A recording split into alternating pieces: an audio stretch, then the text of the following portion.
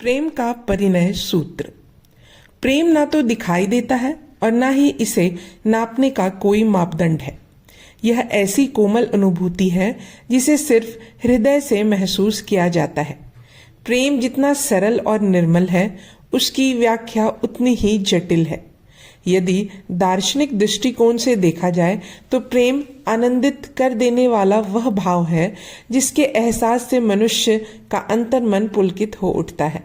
सृष्टि की तुच्छ से तुच्छ वस्तु के प्रति भी उसमें स्नेह और सौंदर्य उत्पन्न हो जाता है। प्रेम की परिकल्पना आज की ही नहीं है, वरन यह सदियों से प्रकृति का महत्वपूर्ण भाग रहा है। पौराणिक ग्रंथों के अनुसार सृष्टि के प्रारंभ में मनुष्य में विभिन्न भावों के साथ साथ प्रेम की भी उत्पत्ति हुई। इसे सभी भावों में श्रेष्ठ कहा गया क्योंकि इसमें स्वार्थ का लेश मात्र भी अंश नहीं था। माँ बेटा, पिता पुत्री, भाई बहन, पति पत्नी या फिर किसी और संबंध में लोगों को परस्पर बांधने का कार्य प्रेम रूपी आदर्श शक्ति करती है। सामान्यतः देखा गया है कि जिसे रिश्ते में प्रेम नष्ट हो जाता है वह रिश्ता भी शीघ्र समाप्त हो जाता है। इसलिए प्रेम को अधिक महत्व दिया जाता है। प्रेम का चाहे कोई भी रूप हो, सांसारिक प्राणी इसके प्रभाव से स्वयं को अलग नहीं रख सकते। आपसी संबंधों में प्रेम मौजूद होता ही है, परंतु कभी किसी अनजाने के लिए इसका पनप उठना इसे एक नया रूप दे देता है। अधिकतर यह स्थिति उन दिनों अधिक प्रबल होती है जब किशोर अथवा किशोरी बचपन का साथ छोड़कर यौवन की दहलीज पर कदम रखने के लिए तैयार होते हैं। यह वह समय होता है जब शारीरिक परिवर्तनों के साथ साथ एक दूसरे के प्रति कोमल भावों को जन्म होता है। विद्वानों के मतानुसार उम्र की इस अवस्था में लगभग हर व्यक्ति इन कोमल भावनाओं से दो चार अवश्य होता है और इसका प्रभाव जीवन पर्यंत उसके मन पर रहता है।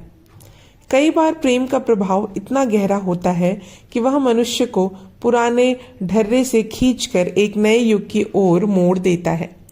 वह उसे जिंदगी का एक उद्देश्य देता है जिसे पाने के प्रयास में कई बार वह इतना ऊंचा उठ जाता है कि दुनिया उसके सामने नतमस्तक हो जाती है।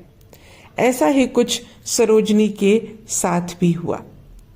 प्रेम की अनुभूति। भारतीय समाज में महिलाओं की स्थिति अत्यंत दयनीय और शोचनीय है। इसका कारण वे पुरुष हैं जो अहंकार के वशीभूत होकर उन्हें आगे नहीं बढ़ने देते। उनके विचार में शिक्षा प्राप्त करके नारी अधिक स्वतंत्र हो जाएगी। ऐसी स्थिति में उनका घर कौन संभालेगा?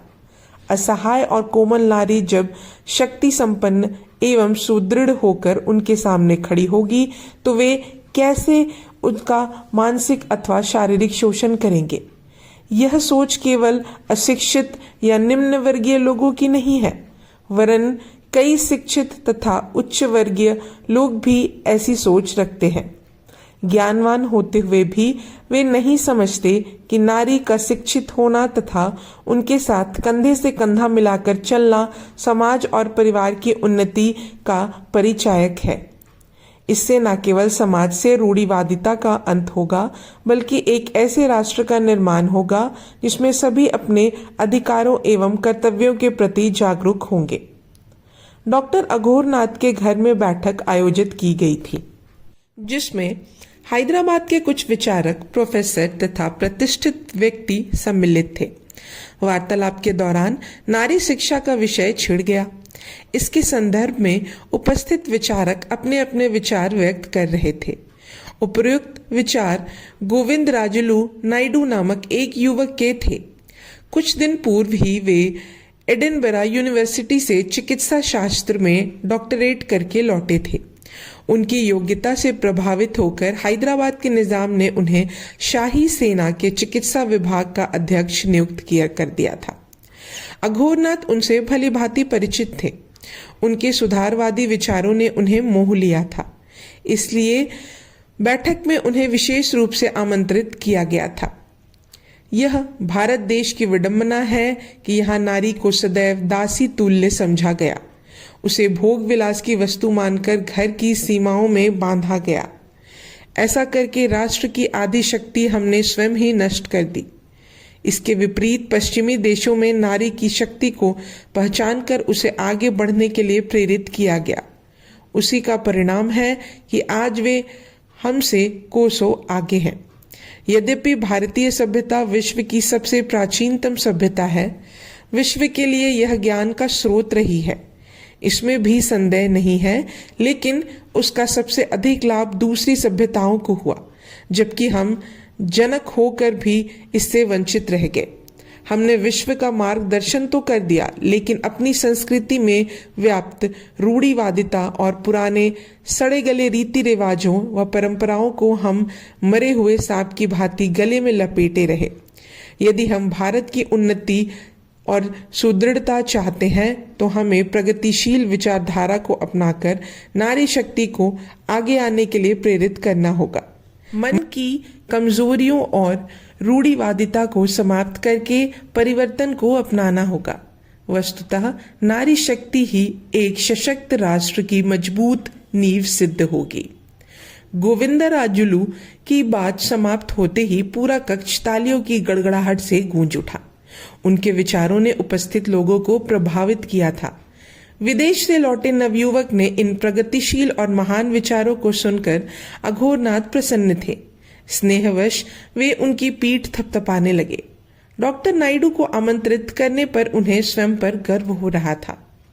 इन सबसे बेखबर एक कोने में बैठी 15 वर्षीय सरोजनी तीखे नयन नक्श वाले उस युवक को एकटक देख रही थी।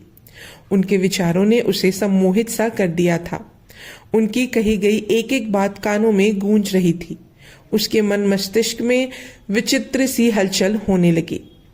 परिचर्चा समाप्त होने के बाद अघोरनाथ ने गोविंदराजुलू को अपने परिवार से परिचय करवाया।